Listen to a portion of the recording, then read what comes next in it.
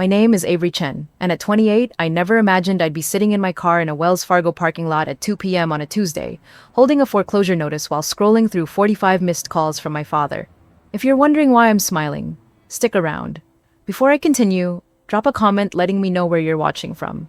Hit that like button and subscribe to see how a single text message turned my family's greed into their biggest nightmare. Let me take you back to where this all began.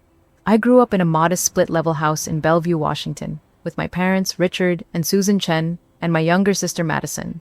My parents had immigrated from Taiwan in the 1990s with nothing but engineering degrees and fierce determination. Dad worked his way up to middle management at Boeing, while Mom taught ESL classes at the community college. Money wasn't tight, but it wasn't abundant either. Every purchase was calculated, every vacation planned down to the last dollar. From an early age, my parents made it clear that education was non-negotiable. While Madison spent her afternoons watching Disney Channel and experimenting with makeup tutorials, I was in my room grinding through AP coursework and coding projects. Don't get me wrong, I wasn't some antisocial robot. I played tennis, had friends, went to school dances. But I also understood that academic excellence was my ticket to a life beyond calculating grocery receipts. Madison and I couldn't have been more different. Where I was methodical and ambitious, she was spontaneous and artistic. Dad used to joke that I got all the practical genes, while Madison got the creative spark. At the time, I thought he was just acknowledging our different strengths. Looking back now, I realize he was already establishing the narrative that would define our family dynamics for decades.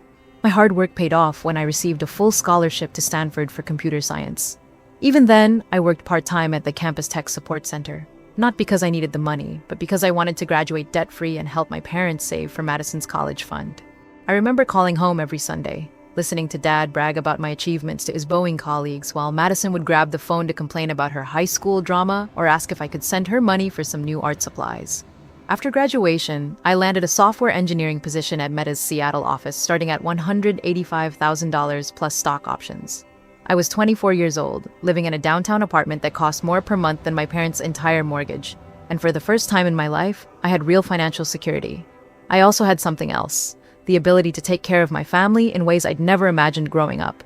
Everything changed 3 years ago when Mom was diagnosed with stage 4 pancreatic cancer. The next 8 months were a blur of hospital visits, experimental treatments, and watching the strongest woman I'd ever known slowly fade away. Dad took unpaid leave to care for her. Madison dropped out of her community college art program to help at home, and I flew back to Seattle every weekend, covering medical expenses that insurance wouldn't touch. Mom passed away on a rainy Tuesday morning in October, and with her went the glue that held our family together. Dad retreated into himself, throwing himself back into work with an intensity that worried me. Madison seemed lost, drifting between part-time retail jobs and talking about becoming a social media influencer. I found myself becoming the family's emotional and financial anchor, a role I'd never asked for but couldn't bring myself to abandon. 6 months after the funeral, Dad called me with what he presented as a crisis. His credit had taken a hit during Mom's illness when he'd maxed out several cards for medical expenses. The house needed significant repairs, the mortgage was becoming unmanageable on his single income, and he was worried about losing the family home where we'd all lived for over 20 years. "I don't know what to do, Avery," he said, his voice cracking in a way that made my chest tight. "Your mother loved this house. I can't lose it too." That conversation led to what I thought was a simple solution. I would co-sign on a refinanced mortgage, helping Dad secure a better interest rate and lower monthly payments. What I didn't tell him, what I didn't tell anyone, was that I had quietly arranged to cover the entire mortgage payment myself. $3,200 every month automatically transferred from my account to Wells Fargo. In my mind, it was the least I could do for the man who had worked double shifts to pay for my tennis lessons and the woman who would never see me buy my first house. Dad's relief was palpable, and for a few months, things seemed to stabilize. He was sleeping better, talking about Mom with fondness instead of just grief, and even started dating again. Madison moved back into her childhood bedroom. "You work with a debt counselor to get your credit cards paid off. Madison, you maintain full-time employment and contribute to household expenses. We have a written lease agreement with clear expectations about financial responsibilities. And if we agree to this," Dad asked, "then we start over with a relationship based on reality instead of misunderstandings. No more secret subsidies, no more false narratives about who's providing what. Just a clear, honest arrangement where everyone knows exactly what things cost and who's paying for them." Madison and Dad exchanged a look, some silent communication passing between them. "We accept," Dad said simply. 6 months later, I stood in the same kitchen where I discovered the depth of my family's financial deception, but everything felt different. Madison was getting ready for work at the marketing agency where she'd been promoted to account coordinator. Dad was reading weekend shifts schedules from Home Depot while drinking coffee from a mug I'd given him for his birthday. The first birthday where his gift wasn't secretly funded by my mortgage payments. The house belonged to me now, legally and practically, but it felt more like a home than it had in years. Dad and Madison were contributing members of the household rather than subsidized dependents. They understood exactly what their lifestyle cost and where the money came from. The deception and false narratives that had poisoned our relationships were gone, replaced by uncomfortable but honest transparency. Madison's Instagram account had evolved too. Instead of posting about luxury products and mysterious funding sources, she shared content about budgeting, career development, and the real experience of building financial independence. Her follower count had dropped to 4,000, but her engagement was higher, and she'd started receiving offers for genuine influencer partnerships with personal finance companies. Tyler and I had moved into a new apartment together, one we'd chosen based on our combined finances and shared goals rather than my ability to carry secret financial obligations. Our relationship was stronger for having weathered the crisis, and Tyler had gained a deep respect for my loyalty to family, even when they didn't deserve it. "Do you regret how you handled everything?" Tyler asked one evening as we walked around Green Lake. I thought about it carefully. I regret keeping the mortgage payment secret initially. That was my mistake, trying to help without creating accountability. But I don't regret forcing them to confront reality. They're better people now that they understand what things actually cost. And you? I'm better too. I learned the difference between helping people and enabling them. I learned that love doesn't mean protecting people from the consequences of their choices. Looking back on the whole experience, I realized that my family's betrayal taught me something crucial about the nature of generosity and respect. True generosity creates gratitude and responsibility in the recipient.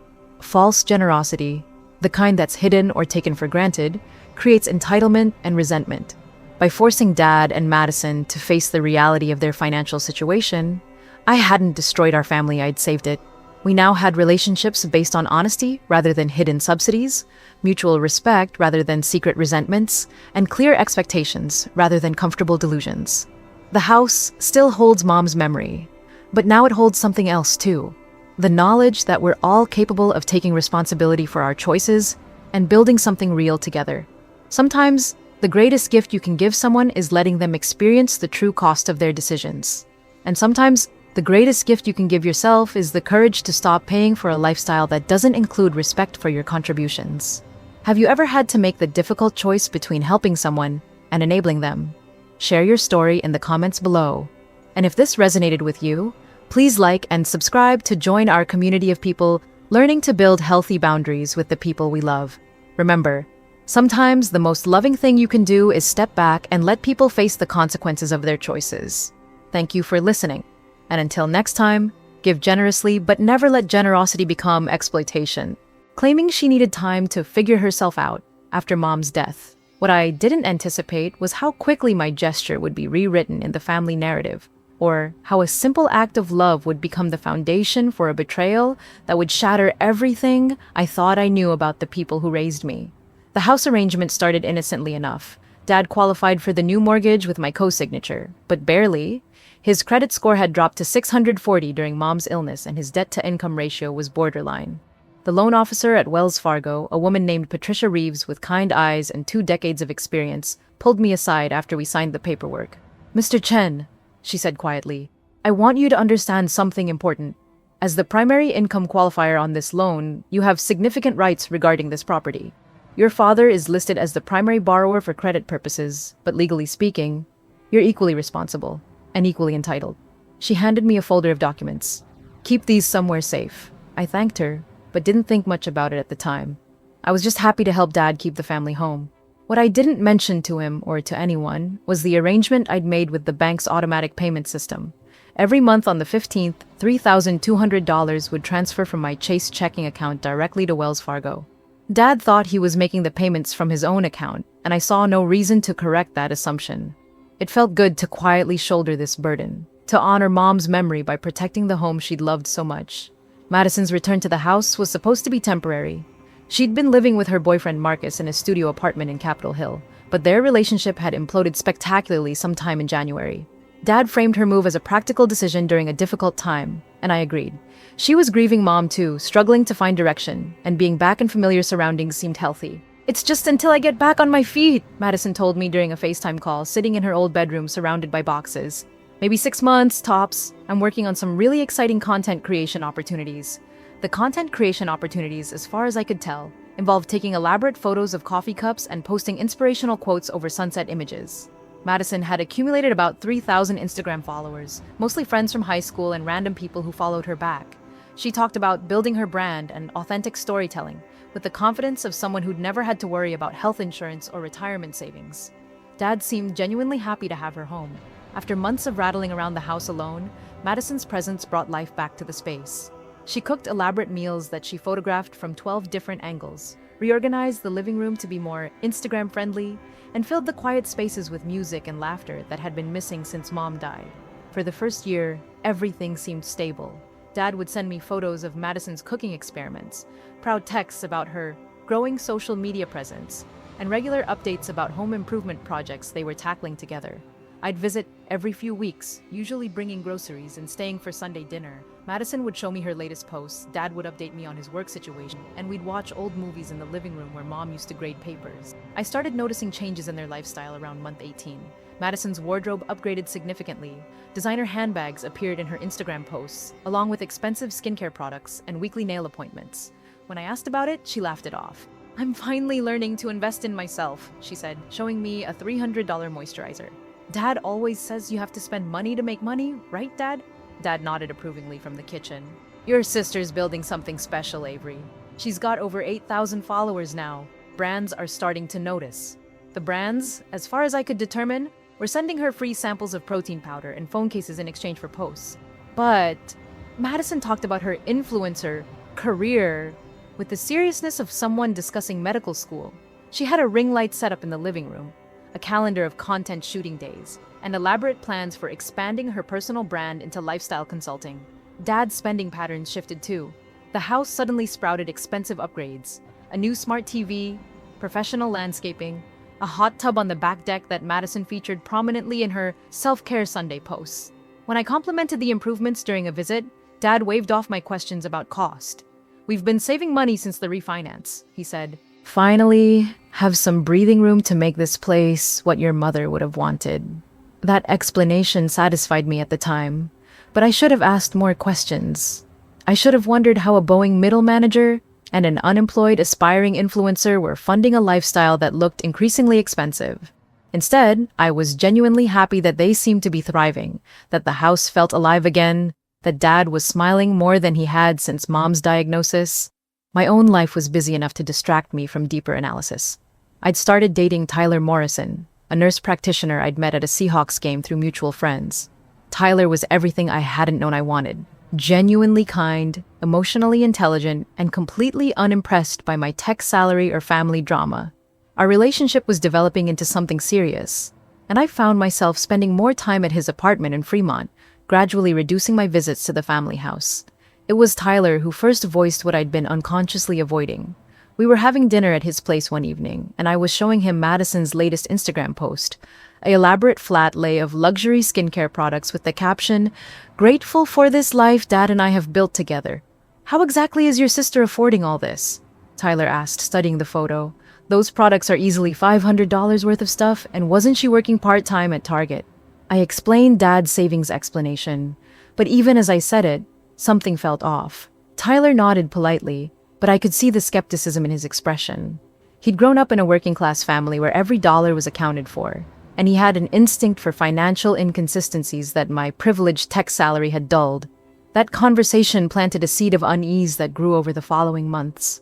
I started paying closer attention to the details in Madison's posts, to Dad's casual mentions of expensive purchases, to the general lifestyle inflation that seemed to be happening in the family house. By month 24 of the mortgage arrangement, I'd calculated that I'd paid approximately $77,000 toward the house, but Dad and Madison were living like people with significantly more disposable income than his Boeing salary should have allowed. The realization that I needed to investigate further came during Madison's 25th birthday party. Dad had thrown her an elaborate celebration at the house, complete with catered food, professional photography, and enough flowers to supply a wedding. The whole event was documented extensively on Madison's Instagram, with captions about feeling so blessed by Dad's generosity and grateful for a father who believes in my dreams. As I watched Madison pose with a custom birthday cake that probably cost $400, wearing a dress I recognized from Nordstrom's designer section, I finally understood that something fundamental had shifted in my family's financial reality. And that shift had coincided precisely with my decision to quietly cover the mortgage payments.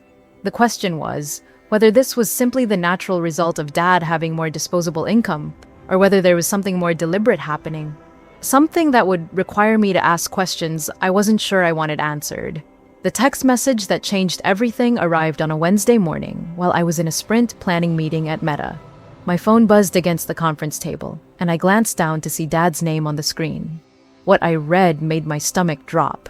"Stop asking for credit on the house payments. It's your sister's home now. We've discussed this." I stared at the message, reading it 3 times before the words actually registered. Asking for credit? I hadn't asked for credit. I had been quietly paying the entire mortgage for over 2 years without ever mentioning it. The meeting continued around me, my colleagues discussing velocity metrics and backlog prioritization, while my world tilted sideways. I excused myself and walked to the bathroom, my hands shaking as I typed back. Makes sense. 2 words that would prove to be the most strategic response of my life, though I didn't know it yet. The context for Dad's message became clear that evening when I opened Instagram. Madison had posted what she called a Gratitude Thursday post, featuring a professional photo of her standing in front of the house, arms spread wide, with a caption that made my blood pressure spike. "So incredibly grateful that Dad bought me this beautiful home where I can build my dreams. There's nothing like a father who believes in his daughter's vision. Blessed our homeowner, on grateful heart, our daddy's girl." The post had 847 likes and 23 comments, all congratulating Madison on her amazing father and her beautiful new home. Several people asked about house tours and investment tips.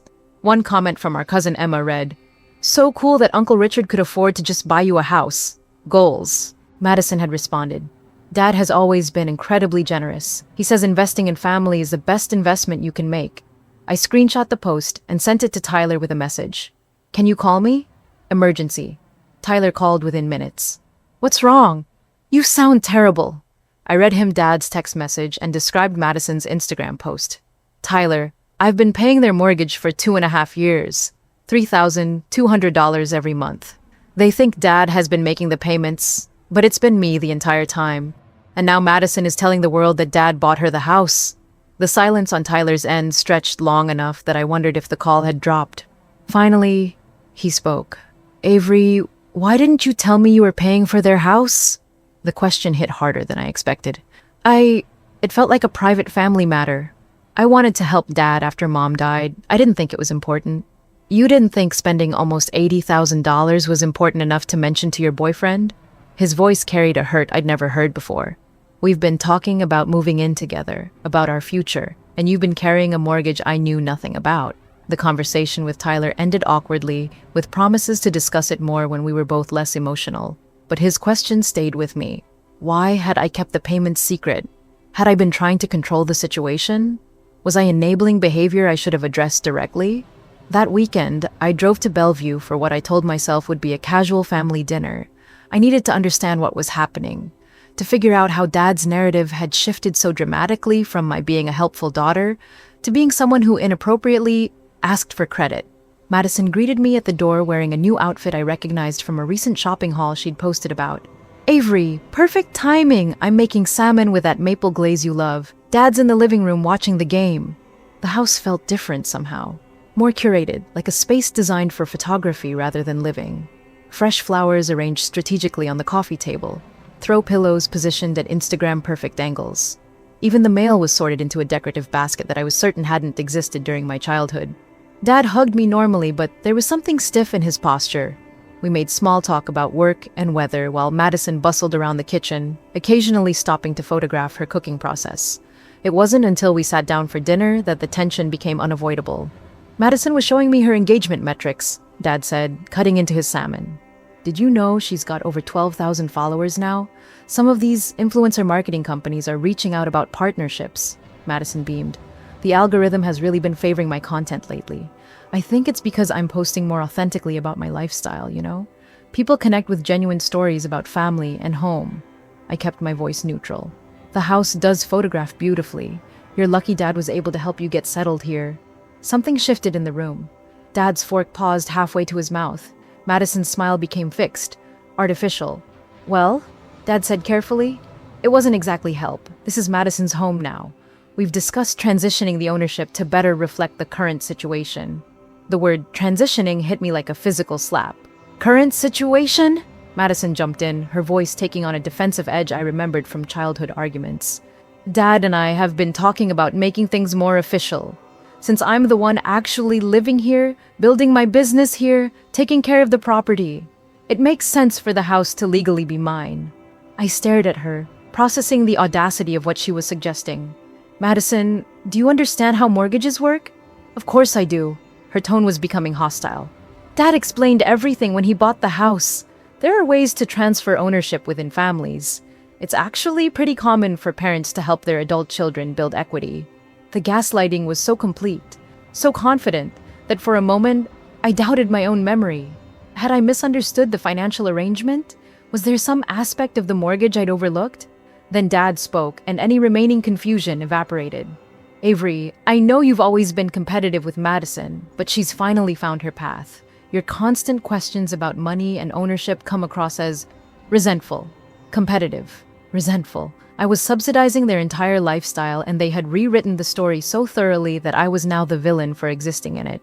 I'm not being competitive, I said slowly. I'm trying to understand how a house that Dad couldn't qualify for a loan, that required my income and credit score, has somehow become Madison's property. Madison's eyes flashed. There it is! You can't stand that Dad is prioritizing me for once. You've always been the golden child, the successful one, the one who got everything handed to her. Now Dad is investing in my future, and you can't handle it. The accusation was so backwards, so completely inverted from reality that I almost laughed. Everything handed to me? I had worked myself into stress migraines throughout high school and college. I had chosen my career based on earning potential rather than passion. I had been quietly funding their lifestyle for years without asking for recognition or gratitude. Dad nodded along with Madison's assessment. Your sister has a point, Avery. You've had every advantage in life. Maybe it's time to step back and let Madison have her moment. I looked around the dining room where I'd eaten thousands of meals, where Mom had helped me with homework, where we'd celebrated every birthday and holiday of my childhood. The house I'd been paying for while Madison posted about Dad's generosity, and their extended family congratulated her on her good fortune. You're right, I said finally. It is Madison's moment. I finished dinner, helped clean up, and hugged them both goodbye. During the drive back to Seattle, I called Tyler. I need you to understand something, I said when he picked up. I didn't tell you about the mortgage payments because I didn't want credit for them. I thought I was quietly helping my family. I was wrong about a lot of things, but I wasn't wrong about wanting to keep it private. Tyler's voice was softer than it had been earlier. I understand that now. I'm sorry I made it about us when you were dealing with whatever this is. What are you going to do? I pulled into my apartment complex and sat in the car, staring at the city lights spread out below. I'm going to call the bank tomorrow. It's time I understood exactly what my legal position is. What I didn't tell Tyler, what I was barely admitting to myself, was that Madison and Dad had made a crucial error in their narrative rewriting. They had forgotten that I wasn't just a bystander in their story. I was the one who made their lifestyle possible, and I was about to remind them what happened when they bit the hand that was secretly feeding them. The satisfaction of that realization scared me a little, but not enough to stop me from making the call that would change everything. The call to Wells Fargo the next morning started as a fact-finding mission and became something much more significant. I had barely slept, replaying dinner conversations and Instagram captions until Tyler finally insisted I take some melatonin around 2 a.m. By 8:30, I was sitting in my home office with a cup of coffee and Patricia Reeves on speakerphone. Ms. Chen, I remember your loan very well, Patricia said when I explained why I was calling. What specific information did you need about the mortgage terms? I had prepared a list of careful questions, but found myself cutting straight to what mattered. If hypothetically I wanted to stop making payments, what would happen to the property? The pause was brief, but telling. Ms. Chen, are you experiencing financial hardship? We have programs that might help. No financial hardship. I'm just trying to understand my options and obligations. Patricia's tone became more businesslike. Let me pull up your file completely. I heard typing, then a longer pause. Ms. Chen, I need to clarify something. You're listed as the primary income qualifier and co-borrower on this loan. Your father is the primary borrower, but given the income ratios and credit profiles at origination, you have equal legal standing regarding major decisions about this mortgage. What does that mean, practically? It means you have the right to make unilateral decisions about payment arrangements, refinancing, or even initiating foreclosure proceedings if payments become delinquent. You also have the right to demand sale of the property to satisfy the debt. The information hit differently than I'd expected. I wasn't just helping with their mortgage. I was legally their equal partner in the property, with rights they apparently didn't understand and certainly hadn't acknowledged. Patricia, if I were to stop making payments, how long before foreclosure proceedings would begin? Typically, 90 days of missed payments triggers the process. But given your excellent payment history and the current mortgage balance, the bank would likely contact all borrowers much sooner to discuss options. After ending the call, I sat staring at my laptop screen for 20 minutes, processing what I'd learned. Then I did something I probably should have done months ago. I logged into my Chase account and downloaded 2.5 years of bank statements. The numbers, laid out in stark black and white, told a story I'd been avoiding. $3,200 per month for 30 months. $96,000 total. Plus, the $8,000 down payment assistance I'd provided at closing. I had invested $104,000 in a property where Madison was planning to claim sole ownership while Dad took credit for buying her a house. But the bank statements revealed something else troubling. I started cross-referencing dates with Madison's Instagram posts, and patterns emerged that made my stomach churn. The week after each mortgage payment, Madison's posts would feature new purchases, restaurant visits, or experiences that aligned suspiciously with my payment schedule. March 15th, mortgage payment clears my account. March 18th, Madison posts about a $400 facial and massage day at a luxury spa. April 15th, mortgage payment. April 19th, Madison's Instagram story shows her buying designer shoes at Nordstrom. The correlation wasn't perfect, but it was too consistent to ignore. It appeared that Dad was taking the money he thought he was spending on the mortgage and giving it to Madison as disposable income. My mortgage payments were directly funding my sister's influencer lifestyle while she credited Dad's generosity. I called my attorney, Marcus Webb, who'd handled my employment contracts and financial planning since I'd graduated from Stanford. Marcus had the kind of methodical mind that approached problems like engineering challenges, which was exactly what I needed. "This is complex but not unprecedented," Marcus said after I'd explained the situation. "The good news is your legal position is stronger than your family realizes. The challenging news is that family financial disputes can become very messy very quickly." Marcus asked me to forward all documentation related to the mortgage, including the origination papers Patricia had given me nearly 3 years ago. He also requested permission to contact Wells Fargo directly to clarify the legal framework around my borrower rights. "Avery, I need to ask this directly," Marcus said. "What outcome are you hoping for? Do you want to force a sale? Do you want them to acknowledge your contributions? Do you want to withdraw from the mortgage entirely?" The question forced me to confront something I'd been avoiding. What did I want? Part of me wanted Dad and Madison to experience the same shock I'd felt reading that text message. Part of me wanted them to understand the financial reality they'd been insulated from. But mostly, I wanted them to acknowledge what had actually happened instead of continuing to rewrite history. "I want them to understand that their lifestyle has been subsidized," I said finally. "I want them to face the real consequences of their financial decisions." Marcus was quiet for a moment. "That's legitimate, but be prepared for this to permanently alter family relationships. Once you assert your legal rights, there's usually no going back to the previous dynamic." That evening, Tyler came over with Thai food and listened while I walked him through everything I'd learned. He asked smart questions about my legal options and emotional motivations, but mostly he just listened. When I finished, he reached across the couch and took my hand. "I owe you an apology," he said. "I made assumptions about why you hadn't told me about the mortgage payments. I thought you were being controlling or secretive. I didn't understand that you were trying to be generous without making it about you." "I probably should have told you," I admitted, but it felt weird to announce that I was basically paying for my family's lifestyle. "I didn't want you to think I was showing off or trying to buy their love." Tyler squeezed my hand. "For what it's worth, I think what you did was incredibly generous. The fact that they've twisted it into something negative says everything about them and nothing about you." The next day, Marcus called with an update on his research. "I've confirmed your legal standing with Wells Fargo. You absolutely have the right to make unilateral decisions about this mortgage. I also did some research on your father's financial situation, and there are some things you should know." Marcus had run a basic background check that revealed several concerning details. Dad had accumulated significant credit card debt over the past 2 years, despite presumably having an extra $3,200 per month from not paying the mortgage. His spending patterns suggested someone living well beyond his means, even with the mortgage subsidy I'd been providing. It appears your father has been using the money he's not spending on the mortgage to fund not just Madison's lifestyle, but his own debt service, Marcus explained. Based on public records, he's carrying balances on multiple credit cards and took out a personal loan last year. The revelation added another layer to the betrayal. Dad wasn't just taking credit for my generosity, he was using my mortgage payments to fund debt I knew nothing about while Madison posted about their upgraded lifestyle. There's something else, Marcus continued. I found records of your father inquiring about quitclaim deeds.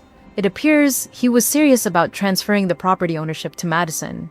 A quitclaim deed would have transferred Dad's ownership interest in the house to Madison, but it wouldn't have affected my legal obligations as a co-borrower. Madison could have owned the house while I remained legally responsible for the mortgage. The audacity of it was breathtaking. Marcus, I said, I want to understand exactly what happens if I stop making payments. Not hypothetically. Specifically, Wells Fargo would contact all borrowers after the first missed payment. After 3 missed payments, they'd begin foreclosure proceedings. Given the current market value and the mortgage balance, they'd likely recover their investment through sale. But both your credit and your father's would be severely damaged. And Madison, if she's not legally on the mortgage or deed, foreclosure would simply mean losing the house. No direct credit impact, but she'd need to find somewhere else to live. That night, I made a decision that felt both terrifying and inevitable. I was going to stop making the mortgage payments. Not permanently, not to actually foreclose on the family home, but long enough for Dad and Madison to understand what their lifestyle actually cost and who had been paying for it. I set up a timeline in my head. I would let them miss 1 payment, maybe 2, before revealing what had happened. Long enough for them to panic, but not long enough to cause permanent damage. Long enough for Madison's Instagram posts about Dad's generosity to become embarrassingly ironic. The plan felt vindictive in a way that should have bothered me more than it did.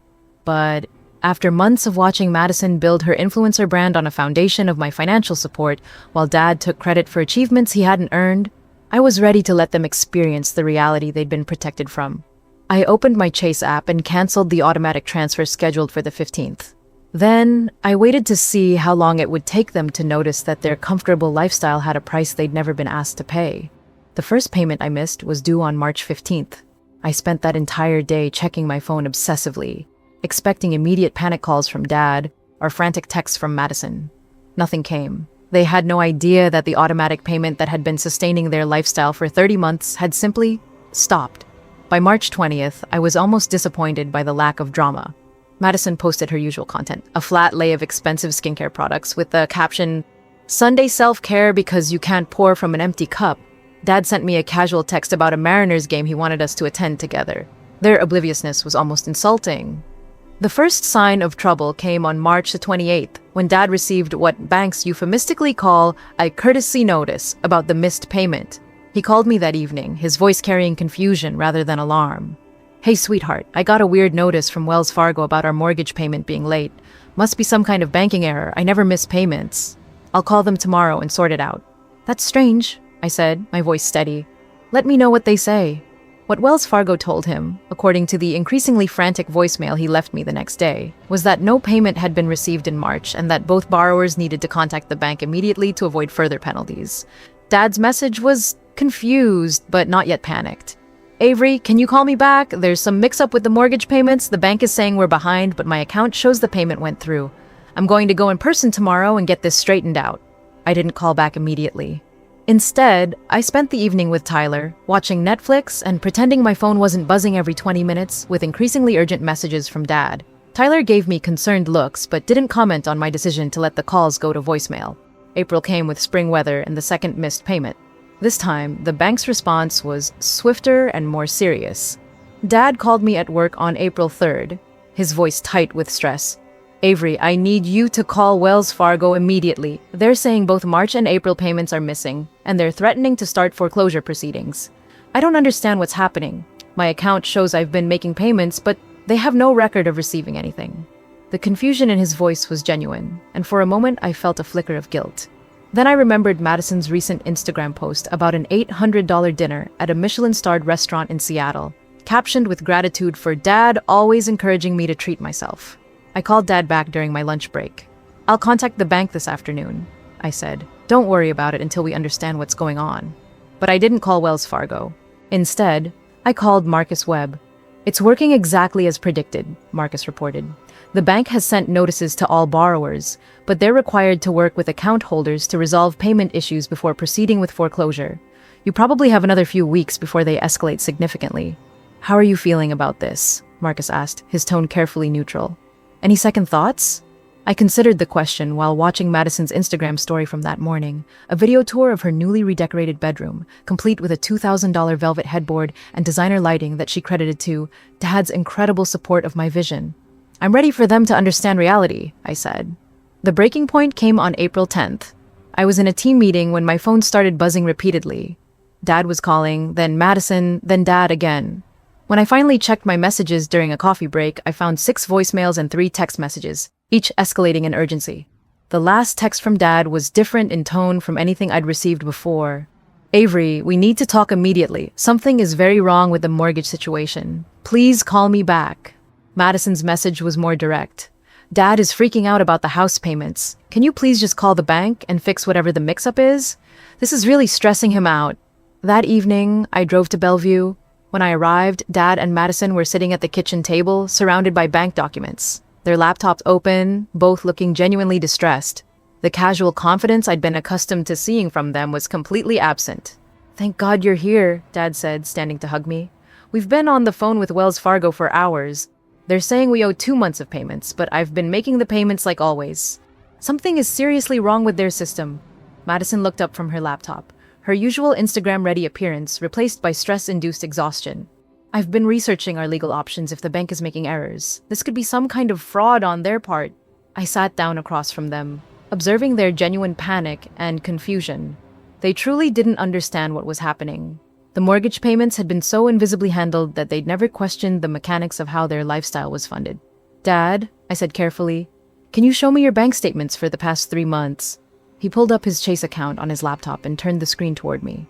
I scanned the entries, seeing his Boeing salary deposits, various automatic payments for utilities and insurance, and numerous transfers to Madison.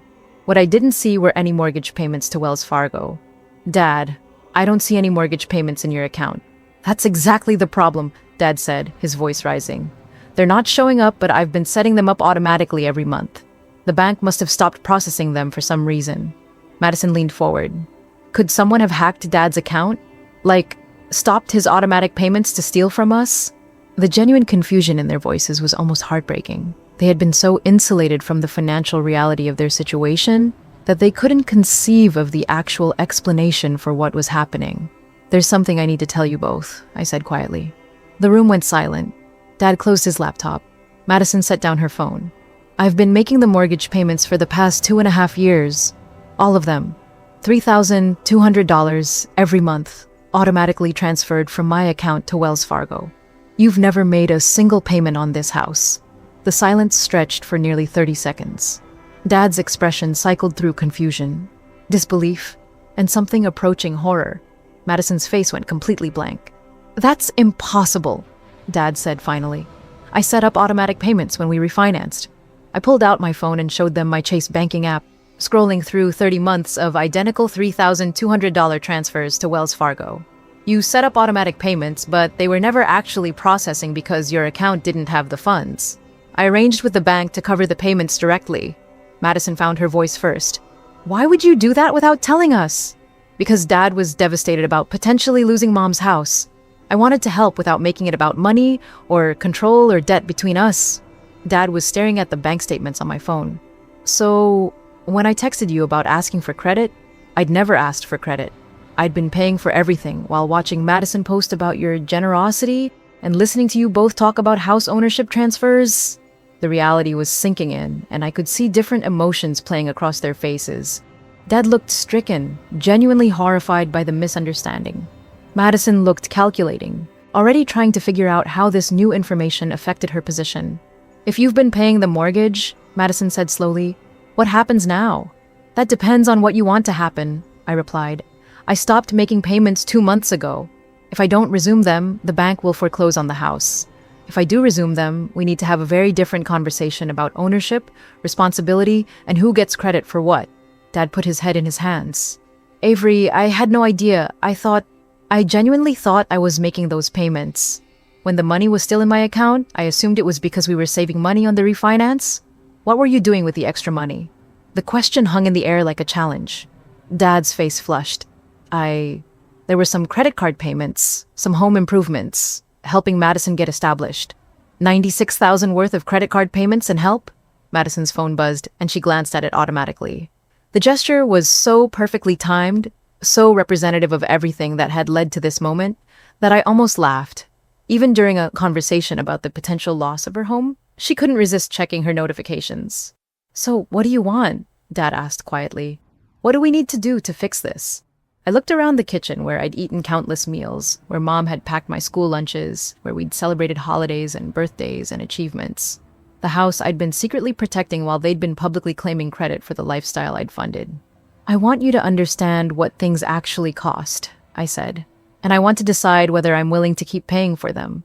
The next 72 hours would test exactly how much my generosity had been worth to them, and whether family meant more than the lifestyle they'd built on its foundation. The 72 hours following my revelation were unlike anything I'd experienced in my relationship with my family. For the first time in years, Dad and Madison were forced to confront the actual mathematics of their lifestyle, and the results were both illuminating and devastating. The first call came at 6:23 a.m. the morning after our kitchen table confrontation. Dad's voice was shaky, defeated in a way I'd never heard before. "Avery, I couldn't sleep all night. I've been going through my finances, and I need to be completely honest with you. I owe $47,000 across 4 credit cards. The money I thought I was saving on the mortgage, I've been using it to make minimum payments and to help Madison. Without your mortgage payments, I can't afford this house. I can't afford anything." The admission was devastating in its completeness. Dad had built a financial house of cards entirely dependent on my secret subsidies, and now the whole structure was collapsing. Madison's response was characteristically different. Instead of calling, she sent a series of texts that escalated from apologetic to defensive to accusatory over the course of the day. "I'm so sorry, I didn't know you were helping with the house. I would have thanked you if I'd known, but you should have told us. How were we supposed to know we were living beyond our means? Dad says you're threatening to let them foreclose. You can't seriously be willing to destroy our family over money." I didn't respond to any of the texts. Instead, I spent the day working normally, attending meetings, writing code, pretending that my family's financial collapse wasn't happening in real time 40 minutes away. Tyler came over that evening with Chinese food and wine, and we sat on my couch while I read him the day's messages. "How are you feeling about all this?" he asked after I'd finished. "Honestly, relieved. For the first time in months, everyone knows exactly what the situation actually is. No more secret subsidies. No more false narratives about Dad's generosity. And also vindicated?" I considered his question carefully. "Maybe. Is that terrible?" Tyler shook his head. "I think it's human. They were taking credit for your generosity while making you feel guilty for existing in their story. Of course you're vindicated." The second day brought a different kind of desperation. Dad called while I was in my morning stand-up meeting, then again during lunch, then sent a series of emails that grew increasingly frantic as the day progressed. The final email, sent at 11:47 p.m., was unlike anything I'd ever received from him.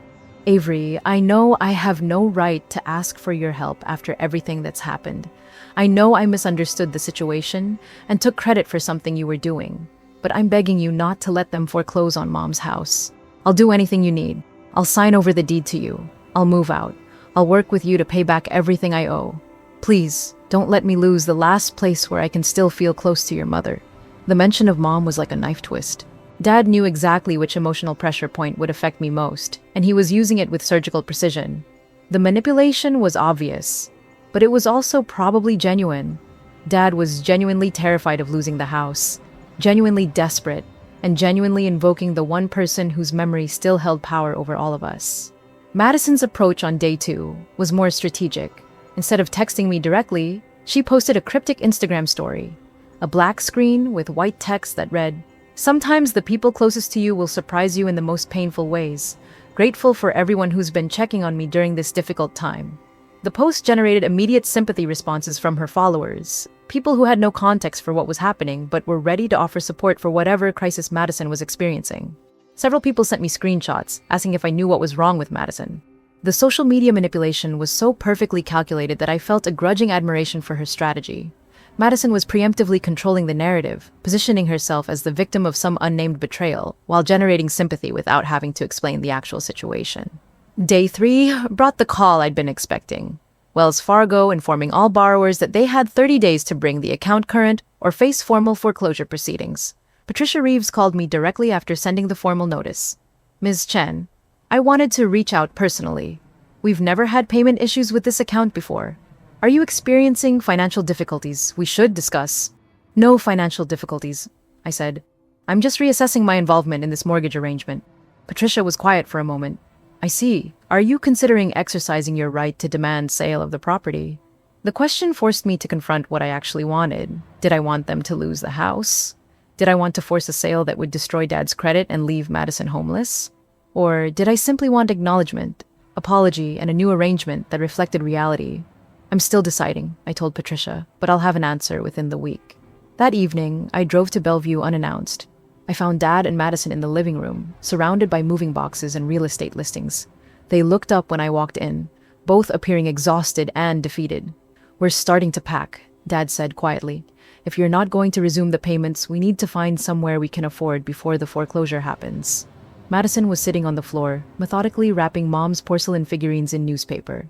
The sight of her carefully protecting the decorative objects that had meant so much to our mother, while preparing to abandon the house Mom had loved, was almost unbearably poignant. Where will you go? I asked. I found a 2-bedroom apartment in Renton, Dad said. It's all I can qualify for with my credit and debt situation. Madison will have to stay with friends until she finds something she can afford. The practicality of their planning surprised me. They weren't begging anymore, weren't trying to manipulate or guilt me into changing my mind. They were simply facing the consequences of their financial decisions with something approaching dignity. Madison looked up from the figurines.